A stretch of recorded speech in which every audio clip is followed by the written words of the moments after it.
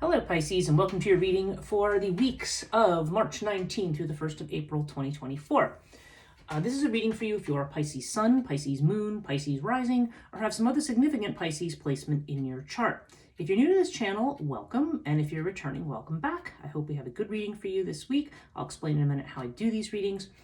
If you do like this video, please give it a thumbs up, leave me a comment if you choose, and if you would like to continue to see these videos, hit subscribe and the bell notification.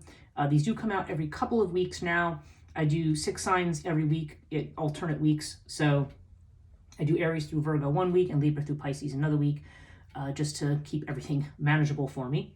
I do have links in the description below to my coaching business, which includes Reiki, astrology, tarot, spiritual coaching, and then also my social media and other things. So you can check those out in the description below if you are interested. What I do is I read according to the 12 houses of astrology. Those of you who've watched this before are very familiar. But basically, I interpret the cards in terms of the meaning of each house. And the main deck that I use is Murray Hope's Way of Cartouche, which I've been using for 37 years, just about. And I also clarify, usually with a tarot deck. This time I'm going to be clarifying with the Black Moon astrology cards because we are coming upon 2 major eclipses, a lunar and a solar eclipse, and also with Mercury retrograde coming up as of the 1st of April. So there's going to be a lot of shakeups and a lot of uncertainty. Eclipses tend to bring quick surprises, some of them pleasant, some of them unpleasant, but certainly the energies around the eclipses bring us back to a point of truth. So if there's something we have not been seeing clearly, it will be made clear at that time. Though with the retrogrades, there can be screw-ups, miscommunications, things that are not clear. So really after April 24th, if you are you are dealing with retrograde issues, then that will be the point in time in which things will start to become clearer. So just be aware of that. And if you have strong Gemini anywhere in your chart, I was just watching a Vedic astrologer who had said that this Gemini could affect you for the Mercury situation of being unstable could affect you for up to 3 months. So doesn't mean you can't move forward with life and do things, but just be aware, just be a little cautious. Read the fine print before you sign anything, and be careful about starting new things and committing to new things. And anything that comes back from the past, just be aware it may be coming back from the past and then may disappear at the end of retrograde. So so this is a time mainly a time of reevaluation and finishing up old business. I'm seeing a lot of that in readings this week.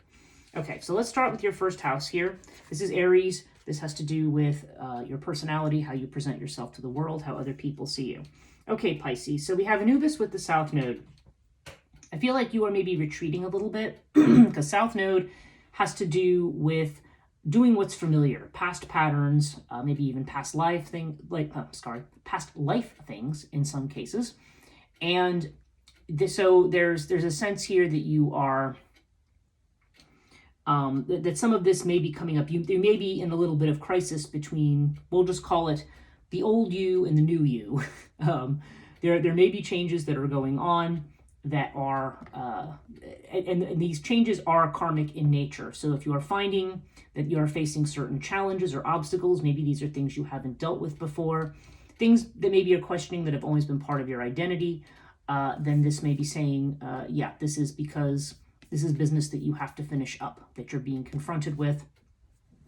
And Anubis would indicate protection, but it also indicates we may be protecting ourselves, we just may be protected more generally, but it also indicates the need to be diplomatic and to navigate very carefully. So, Anubis is definitely a guide in that factor. So this you may be finding yourself having to navigate certain waters because you're maybe confronted with some of these things that, these old patterns of the past that need to be dealt with and gotten rid of or integrated in some way. Second house is Taurus energy. I'm just going to get some water here. Second house is Taurus energy. Taurus has to do with your finances primarily. And okay, so we have Thoth with Gemini energy here. Okay, now since it's Gemini energy, that's kind of screwy. So I would definitely say, not so much that you have to be careful with your finances, but watch your financial accounting and things, maybe taxes and stuff like that. Make sure that everything, that nothing is screwy there.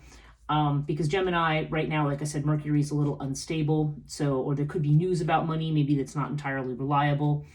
But there definitely seems to be news, talk, or action around money. Maybe maybe you even make money doing something that deals with communication, writing, teaching, speaking somewhere, doing something like that. That could be something that's connected there. With Thoth, that would definitely support the possibility that someone here does academic writing or more serious nonfiction writing. But it does not have to be the case.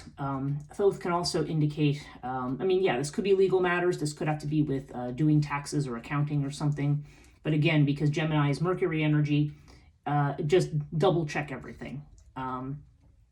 Thoth here would also potentially have to do with things that are karmic in nature, in the sense of something happening at the right time. Okay, so it could just be that there are certain things that are coming up, or conversations that are being had right now around money. Again, if this does not apply to you making money from writing or communicating in some way, if it doesn't have to do with that, I would say that there may be some messages or changes around money that you may be needing to attend to. Again, not a negative configuration here, but just something you want to be careful of, just because this is Gemini and that's ruled by Mercury. And speaking of, third house is Gemini, ruled by Mercury, and that is the house that deals with messages, communications, short journeys, has to do with self-effort, so if you're in your own business, and also with brother-sister relationships. And okay, so we have Earth and Pisces. So it's really funny because it almost reflects what I said here in the second house, because this has to do with money a lot of the times, the Earth card. So it could be money coming in from a business venture, whether it's you're self-employed primarily or it's a side hustle or whatever it is. There's definitely this idea about money or news about money. But we have it with Pisces. So again, there's something, Pisces makes things cloudy and amorphous. Now, of course, you are Pisces. So you are definitely a very intuitive and emotional kind of a sign. But when Pisces shows up, it's strong Neptune energy. And when Neptune is affecting things, it can make things not very clear. It has an element almost of the moon card in the tarot. It's not that, it's more what we're perceiving with our intuition and our instinct rather than what we can see in front of us. So yeah, I'm feeling like there may be something connected to your money or your finances or your stability or something. Like I said, there could be monies coming in, or maybe there's money that you're waiting to come in, and maybe it's, there's some lack of clarity around the situation. But I feel like it's going to be the retrograde energy that is causing the problem here. I think this is why you have all of this energy. Now, I did notice that you have card 14 here. 1 plus 4 is the number 5. And then you have a number 5 over here.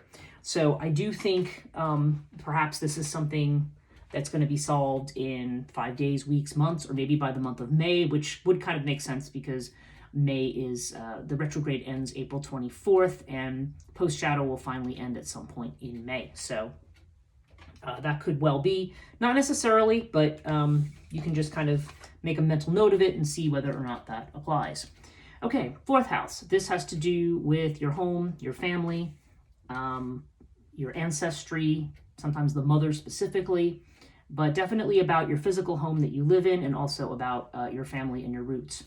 And we have Bast with the 10th house. Okay, that's interesting because the 10th house is opposite. That's the house of the father, and you have it here. So it could deal with the father in some way. Maybe the father is significant in some fashion connected to a family situation. When the 10th house card appears, this is a card of, it's a card of reputation, of fame. So I don't know whether this has to do, the fact that it's in the house of the family, maybe it's something you're doing, maybe you're making your reputation from something you're doing at home. That could well be. This could also indicate legacy or monies that are coming in from the family. Okay, when we see this card. We have it with the Bastet card, and Bast has to do with liking to be noticed, attention of some kind. But Bast can also be somebody who does something creative at home, like if you're a musician or an artist or a writer. Again, like seeing some of that creative energy over here. Maybe you are doing some kind of creative work from home that you are being noticed for or will be noticed for. That's possible here. If that isn't the case, then it does seem to be that there's some kind of a situation here around fame, reputation, or legacy, or something like that. Like I said, even though this isn't It almost reminds me of the Ten of Pentacles with all the globes here, but which is a card of legacy. So maybe that's why it's coming to my mind. But I often feel like this card in this particular deck, this 10th house world card, also has a certain amount of legacy attached to it. So I don't know. So there's something here either connected to you, to your family, or something you're doing at home.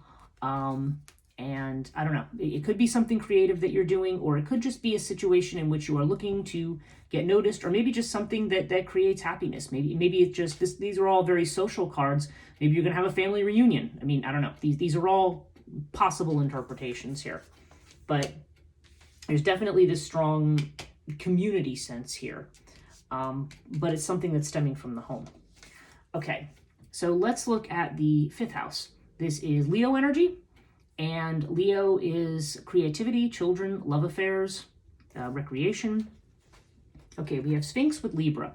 So Libra here, okay, this is a card of balance. But with Sphinx, this says to me the possibility of either a secret relationship or one that you are not talking about. Something that you're pursuing but not telling others about. Because Sphinx has to do with something you're keeping to yourself. Okay? So I don't know. There's something here that's being kept to yourself. With Libra here, I feel like Libra, yeah, I mean, if you're not in a relationship, this would definitely point to the idea of a partnership. Although Libra has to do more with legalized partnerships. And so we'd have to see if that's reinforced over here. But there could be a new partnership coming in. It could be, and now this has to do with the creative venture. Again, this may be just something, Libra, again, would have to do in that case with either something legal that you're doing or something that may be a balancing act. You know, Libra is an extremely friendly and outgoing kind of an energy. But it also is about something that has two sides. Maybe it's about bringing a partner into a situation. I don't know. It's going to vary here, but this is definitely something connected to either creative work that you do or to potentially some kind of love affair or partnership, if you're not somebody who, say, is already married or not looking for love or whatever. This could just be a creative partnership with somebody as well. So, but I don't know. I feel like for somebody, there's somebody who has a love interest or they're interested in somebody, but they're not telling anybody about it. You're keeping it to yourself, even if it seems like a relationship is possible or likely here. Okay, so let's look at the 6th house. This is Virgo energy. This has to do with health, healing, and also with worry and with work in the sense of work that you do for somebody else, either for pay or not for pay. You know, that is volunteer work. And it can also have to do with pets as well. Okay, we have twins with Jupiter return. Okay, wow.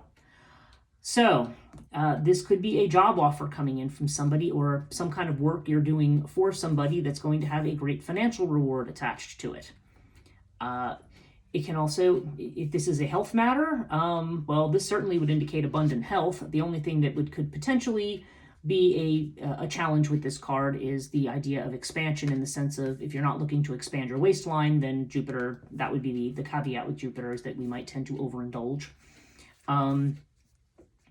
But we have the twins here, so I don't know. I'm inclined to see this here as either a job offer or something that's going to, from somebody, or a work partnership that's going to bring abundance of some kind. Or maybe it's a worry that's going to be solved. Doors are going to be opened through partnering or working with somebody else. Maybe the Libra person over here. So interesting. So you'll have to see how that resonates for you. 7th house. Now here's the Libra energy. Libra is, of course, as I mentioned, partnerships, but it's usually legalized partnerships, marriages, domestic partnerships, business contracts, business relationships. And we have Urias with Chiron. Okay, so Urias, yeah, this is so strange. You've got Sphinx and you've got Urias. So this is like secret relationship time here. So somebody, okay, hopefully this is not a case of somebody who's married and has a secret person on the side. I'm hoping that's not what this is. And I don't want people to automatically go becoming suspicious of their partners, on the basis of this.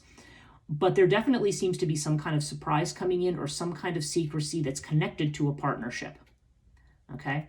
Or it's going to be, if you've been looking for love and maybe things haven't been happening, I don't know, something could unexpectedly change here. There could be surprises coming in. And Urias, in my experience with this deck, usually brings good surprises, not bad ones. If there's been anybody who has been a problem or a block, this person might be exposed or, overcome in however you outwit your adversary. But we have this with Chiron, okay? So Chiron is the wounded healer. So there seems to be some kind of a wound. I think, okay, actually, this is what's coming into my head with this one. I think that there's somebody here, okay, and this is a very specific message, so this is not for everybody, but here's the message that I have. Somebody here is attracted to somebody and would like to get into a relationship, and maybe there's even a good chance that this is a two-sided thing, that yes, both people want this relationship. But you're not saying anything because you have had somebody cheat on you in the past. And so this is your wound. And you're saying, yes, but I'm going to get involved with this person, and what if they have somebody else? What if I find out something that I don't like? What if they have a secret, it's the wound. That's the wound talking, okay? And we have to remember, we need to confront our wounds, but we also don't want let our wounds limit us or ruin our lives, okay? So for somebody here, yeah, there's a wounding here. There's an expectation here that somebody's going to do something bad, but they're not. It's because of this wound. Okay? Now, if you are married and having issues with your spouse, maybe you think your spouse isn't doing something, again, this seems to be connected to a past wound. This kind of stuff does tend to come up during retrogrades and eclipses because it brings the stuff, lunar eclipses bubble things to the surface, as they say. It brings things up. So this may be something that you're confronting, and the fact that in your direct opposite house is the South Node, and you being kind of protective of yourself, yeah, this is past life stuff. These houses are in direct line with each other, and they are related to each other. So there is past trauma. Whether you want to think of it as past life or just past in this life, that is connected to this. So you are feeling wounded here, but just remember, in this case, Urias, to me, you may be suspicious of somebody, but things are not what they appear. They're definitely not as bad as they appear. So I think there's somebody here who's very trustworthy, maybe even somebody who you're going to work with and who's going to bring you a lot of benefit and visibility, but you may be feeling wounded. You may feel like, something bad is happening or is going to happen. But this tells me that it's not, okay? You will be pleasantly surprised. Okay, so 8th house, Scorpio energy. This is the house of transformation and also other people's money. Okay, so we have Sirius with Leo here. So Sirius is about thinking outside the box, okay? There could be some level of endurance. Maybe you've been working very hard at something. There's a lot of strong physical activity associated with Sirius. But in terms of transformation, this would indicate sort of the struggles that we go through, the little growing pains. Not major ones. This is not major obstacles and anxiety and things like that. Just things that are just require some work, okay? And whatever this work is, it's connected to Leo. It's connected to visibility, to something you're doing that you're seen for. Certainly, if you are looking to be visible and to be known for what you do or noted, just like we see down in this, maybe it's something you're doing from home, again, with this 10th house down here. But something maybe you've been working on, you're going to be noticed for, and there's a bit of rough with the smooth that you have to take as a result of that, okay? That's what I feel like this mainly means here. If you say, well, I'm not doing any particular thing to be noticed for, well, you may well be noticed for something, and whatever's going on, there's definitely, you're definitely moving into a time to shine for you, and Sirius here would be suggesting that you are... that you're able to endure things, but you may also have to think outside the box a little bit. The way that you definitely, there's a sense that you need to change your thinking on some things and get rid of some past patterns. So breadth of vision, looking with an unbiased mind at something. Okay, 9th house. This is Sagittarius energy, and Sag is connected to expansion, Jupiter energy. So it's long distance travel. It's about higher education, deeper thought, spiritual or religious thought, anything that has to do with deeper questions of life or the institutions connected to that. That's all 9th house stuff. Sometimes legal matters can fall into here as well. We have Scarab with the 12th house. Okay, so there's some kind of a new beginning here. Now, I don't know whether this means that you're planning to learn something new. In some way, you're looking to expand your horizons in some way, either through travel or through learning something new or being open to some kind of new ideas or changing your ideas, okay? Now we have it with Pisces. So Pisces definitely is it's calling the escape card. It's strongly imaginative energy here. So you may be learning about things that are, like if you're a very solid and practical, you are a Pisces, okay? So that kind of makes sense. But you may be learning about more Piscean things. Things that are connected more to intuition, intuitive knowing. Maybe some of you are going to do something in psychic development or astrology or divination. Something that might be a little unconventional, but connected more to intuitive knowing. It can also indicate, though, that things are a little bit cloudy again and not as they appear to be. The fact that you have Pisces directly across from it, in your knowledge house, we're seeing both Pisces and the 12th house card. There's something. Yeah, there's some, I don't know, you're being led down a new path. And now if you are one of those Pisces who tends to be, maybe has a lot of earth in their chart or something, or you tend to be very, very grounded and practical, then this would be saying you may be delving more into your own Piscean nature here. I feel like you're going to be, I don't know, you're going to be seeing life in broader dimensions, I think, is what this is saying. And this is either going to come through something that you try to learn, or this could be coming through travel. Okay, so 10th house. Let's go to Capricorn energy. This has to do with career, fame, reputation. Like, remember I had this 10th house card down here. Sometimes father. Okay, wow. So you've got Ankh here. So you are doing work that you love. Or the fact that we have the twins down here, maybe you are also going to be doing work with someone that you love. Maybe your destiny or your forward movement, because you do have Jupiter energy here. Maybe your fame is going to be in connection or conjunction with somebody else, or somebody else is going to be involved in some way. Because there's definitely strong love here showing up in this house. And again, it's opposite this house. We have this vast card here, which is about happiness. And then you have this. You have it with the Yod aspect, though. So Yod indicates destiny. So something about this change in career or visibility, or if this does have to do with partnering with somebody, there's an element of destiny to it. And when I say destiny, I mean this is sort of what you have signed up for. There's some connection or something going on with your career that is, it can be a struggle for you, okay? And especially if you've got all these triggering issues around relationships, that would explain why. But the Yod aspect indicates you are moving towards a particular purpose, and that path might not always be easy, okay?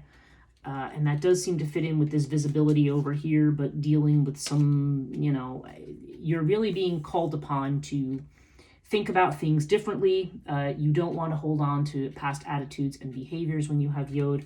You need to be able to move towards wherever destiny is pushing you. But definitely, if not towards actual love, certainly towards something that you really love doing. Okay? 11th house. This is Aquarius energy. And Aquarius is friendships, your social networks. It can also be your goals, your destiny. And okay, you've got double earth here. You've got Ta with Taurus. Okay, so Taurus, Ta has to do with building something, okay? It's Capricorn energy. It's plodding along. It's hard work. It's building something.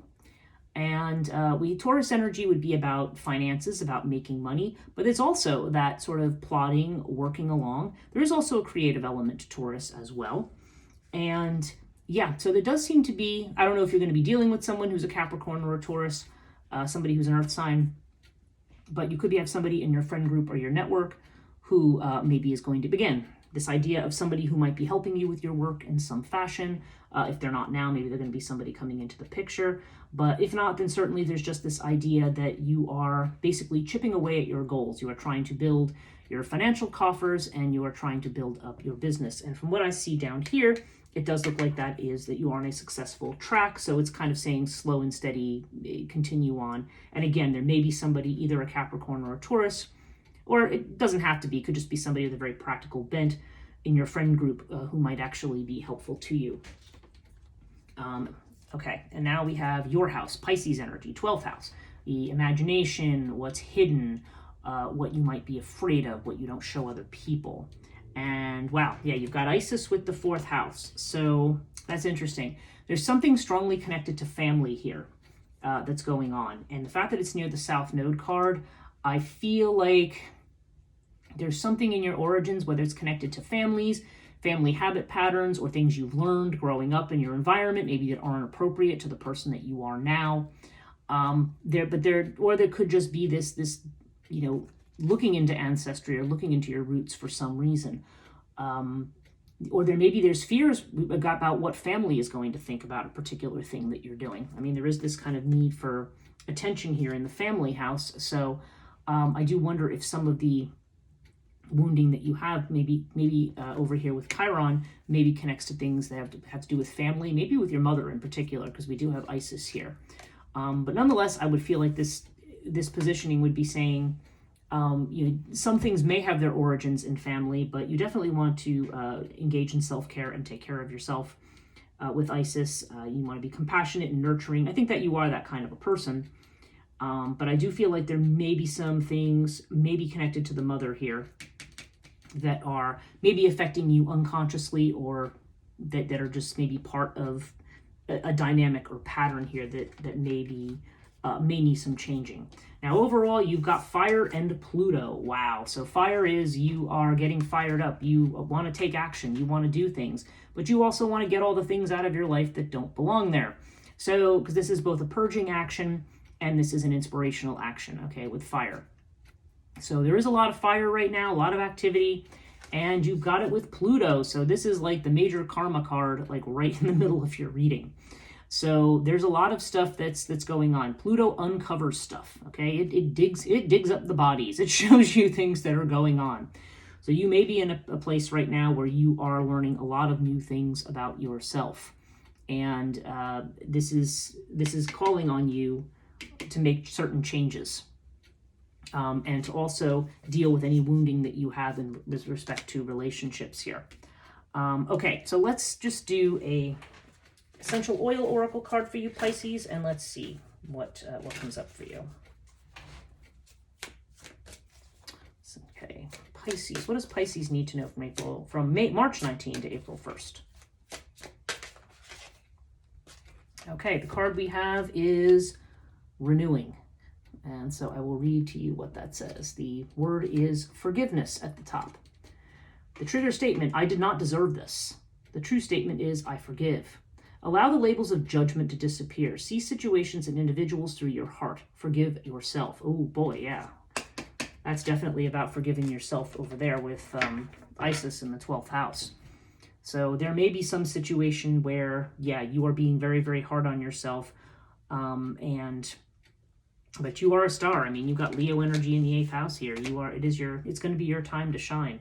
So yeah, deep transformations going on right now. Flow with it, Pisces, because you're being guided in a new direction. So this means letting go of the past. I hope this reading helps you. Thank you so much for watching. If you did like this video, give it a thumbs up. Please consider subscribing if you're not subscribed, and hit the bell notification, and we'll see you in the next video.